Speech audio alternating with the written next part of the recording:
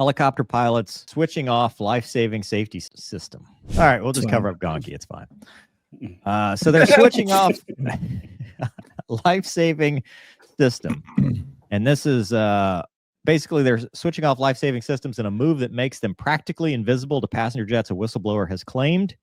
A serving Navy pilot who asked not to be named spoke to the Telegraph after it emerged the same system had been disabled in the Army Blackhawk helicopter crash in D.C. that killed 67 people in the passenger jet.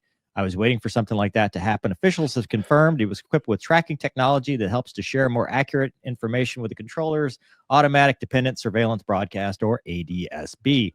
Technology allows air traffic control to not rely solely on radar tracking, which can have a delay of several seconds and therefore provides an extra layer of protection against crashes. Military is permitted to turn off ADSB when conducting sensitive operations related to national defense, homeland security, intelligence, and law enforcement. However, it's claimed that some military commanders mistrust the technology. The whistleblower came forward and said, Ted Cruz then said there was no compelling reason for this to be turned off. And then he says he grew the concern when he almost got hit because the other ADSB system was switched off. My co-pilot screamed, I saw the gray. I saw the other pilots' faces. I thought we were dead and the blades had hit because we were so close, but I was alive. Having received the GPS system for their unit's helicopters in 2023, the pilot described the technology as revolutionary, said it had saved their lives countless times. There are two sides, ADSB out, ADSB in, which is a GPS, puck, and an iPad. The former alerts the aircraft control of the position, the pilot's position, while the latter provides a 3D map.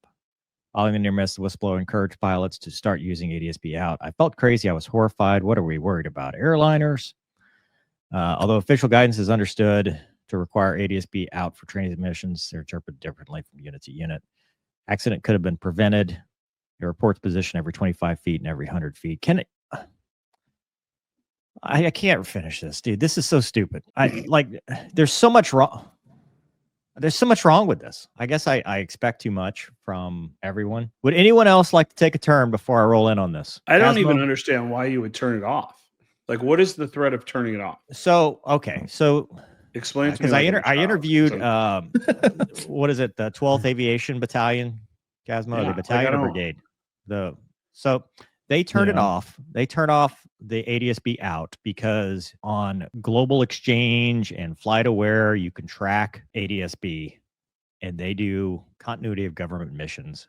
Okay. And if you, even for training missions, you start to create patterns, they don't want to show what they're training and where they're going. Yeah, that's fine.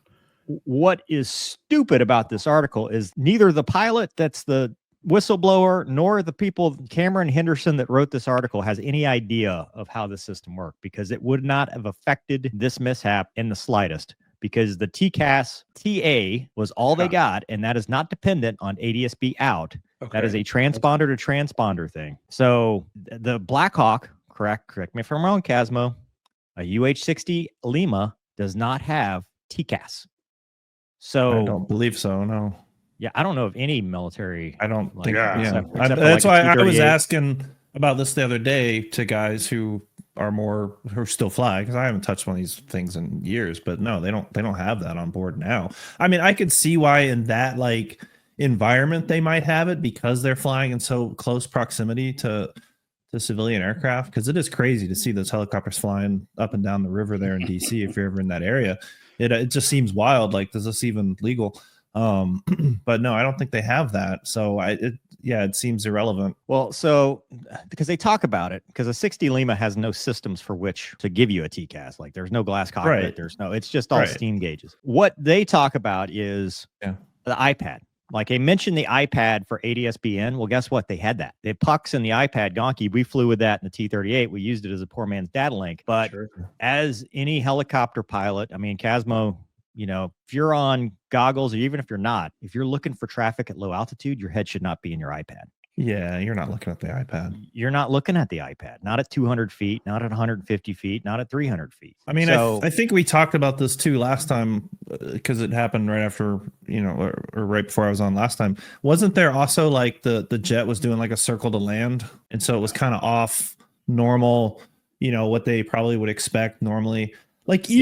They're saying the helicopter was off by 100 feet. I mean, and I believe that, but still, why are they only 100 feet apart at all? Like that just seems wrong. I mean, that's 100 feet is not a lot.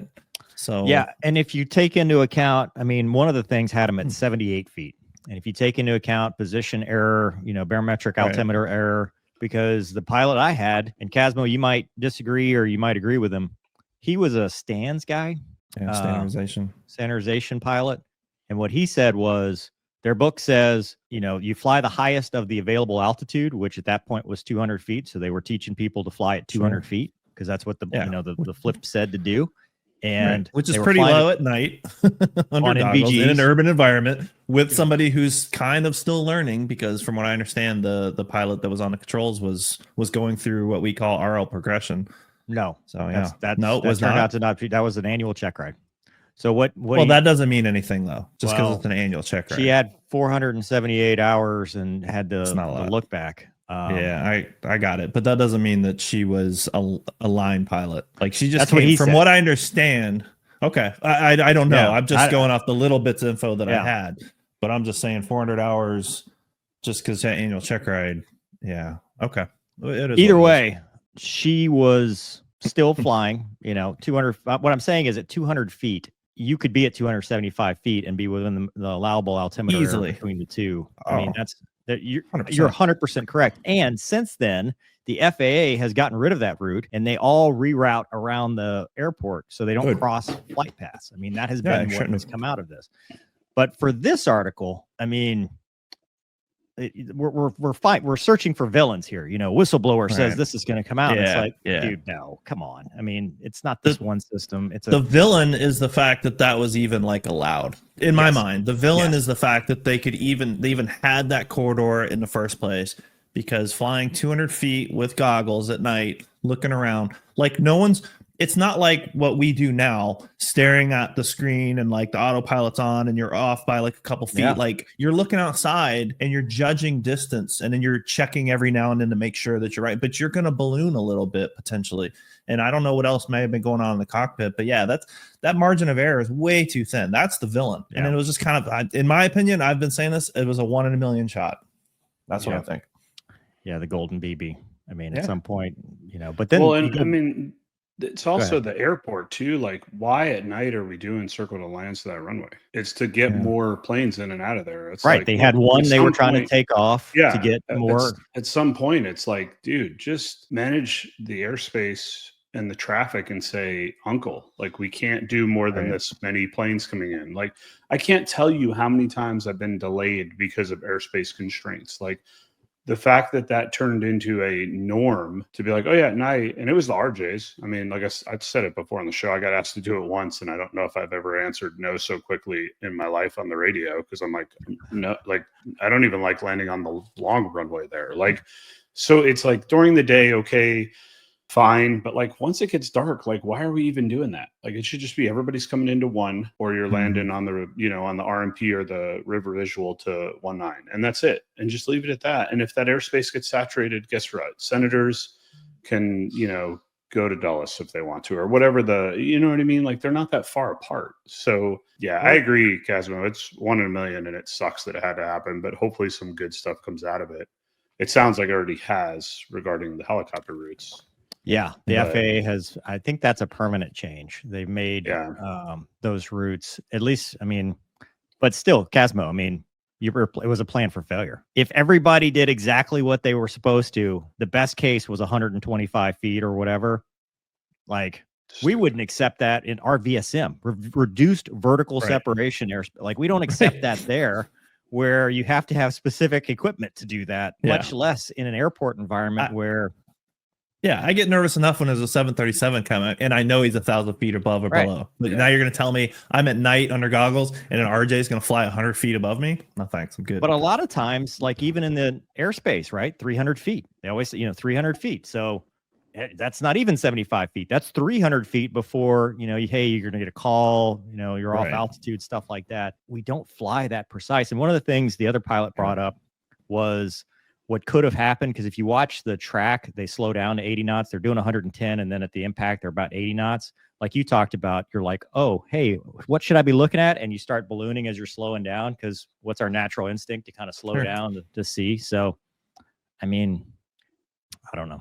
Well, Mover, didn't you? I mean, literally 1,000,001, right? So what wasn't there like 900,000 incidents in the last 5 years, something like that? Or 3 or 4 years, and 75 of them were to the point where it was less than 100 feet separation. Yeah. So Casmo, I mean, you hit the nail on the head, and the shocking, sad piece of it, and really the true villain is we had plenty of warnings that this was a really bad idea. Like documented, like, hey man, we almost died. Let's file an ASAP. Well, right. My good friend Frank Bonacotti, he died in a midair at Fort Lewis. Now it's Joint Base Lewis McChord. Same thing. It was a known training area corridor issue. They had multiple reports, and it finally took his aircraft getting T-boned by another one at night before they finally, well, I guess we should fix this. They knew about it. And so, yeah, it's unfortunate. It always takes this instead of just people just pulling their head out of their ass and saying, you know what, this is a problem. We should fix it build the ark before the flood. I don't know. Yep. Yeah. That's a good point.